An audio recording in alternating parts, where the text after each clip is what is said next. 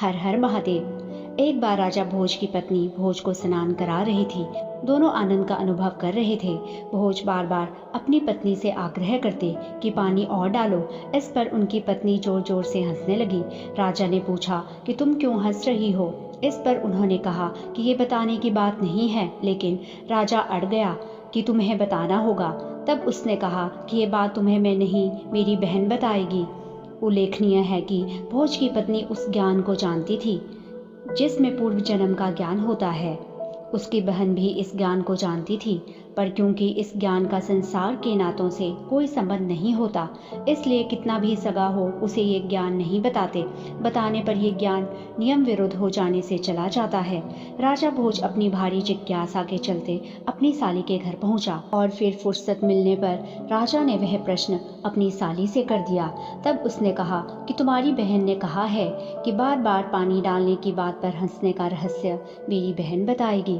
तब राजा की साली ने कहा कि आज आधी रात को बच्चे को जन्म देते ही मेरी मृत्यु हो जाएगी।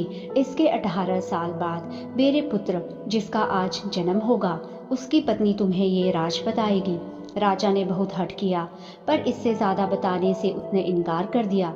ठीक वैसा ही हुआ। पुत्र को जन्म देकर भोज की साली मर गई। राजा ने 18 साल तक बेसब्री से इंतजार किया और फिर वो दिन आ ही गया जब उस पुत्र का विवाह हुआ।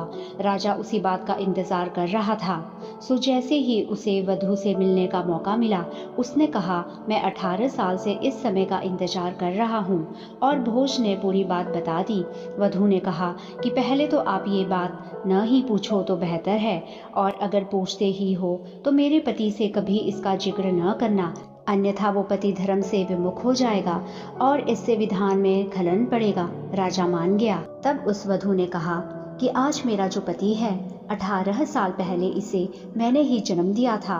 तुम्हारी पत्नी इसलिए हंस रही थी कि इससे पहले के जन्म में जब तुम उसके पुत्र थे, वह तुम्हें बाल अवस्था में नहलाने के लिए पकड़ती थी। तब तुम नहाने से बचने के लिए बार बार भागते थे और आज स्वयं तुम पानी डालने को कह रहे थे, इसलिए उस जन्म की बात याद कर वो हंस रही थी। उसने या मैंने उसी समय तुम्हें ये बात इसलिए नहीं बताई कि वैसी अवस्था में तुम उसे पत्नी मानने के धर्म से विमुख हो सकते थे। यह बात सुनते ही राजा में गहरा वैराग्य जागृत हो गया। यही प्रभु की अजीब लीला है। हर हर महादेव।